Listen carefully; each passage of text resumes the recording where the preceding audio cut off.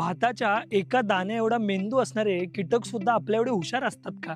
मधमाशीच्या एका पोळातल्या 6 मधमाशांना पिवळा ठिपका लावून 6 किलोमीटर दूर अंधाऱ्या पेटीमध्ये नेण्यात आलं, जेणेकरून त्यांना परतण्याचा रस्ताच कळू नये. पण गंमत अशी झाली की 7 ते 8 मिनिटांमध्ये त्याच मधमाशा आपल्या पोळ्यामध्ये पुन्हा परतल्या. हे कसं काय शक्य झालं? शास्त्रज्ञांनी भुंग्यांवरती एक प्रयोग केला. त्या प्रयोगामध्ये काचेच्या खाली खोटी फुलं ठेवण्यात आली आणि त्या फुलांच्या मध्यभागी साखरेचं पाणी ठेवलं. ती फुलं ओढण्यासाठी त्याला दोरी लावण्यात आली. खरं तर माणूस म्हणून आपल्याला ती दोरी ओढून फुलातलं गोड पाणी पिणं खूप सोपं वाटतं, पण भुंग्यांसाठी ही खूप अवघड गोष्ट आहे. जेव्हा बाकीच्या भुंग्यांनी त्या फुलाभोवती फिरून परिस्थितीचा अंदाज घेतला आणि त्या फुलाला दोरीच्या साहाय्याने बाहेर काढलं, तेव्हा बाकीच्या भुंग्यांनी सुद्धा हेच केलं.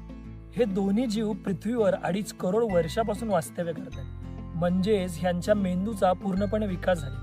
ह्या दोघांशिवाय आपण शेती आणि निसर्गाची कल्पनाच करू शकत. परंतु आपण रासायनिक कीटकनाशके वापरून यांना पूर्णपणे संपवून टाकत आहोत. पण तुम्ही काळजी करू नका.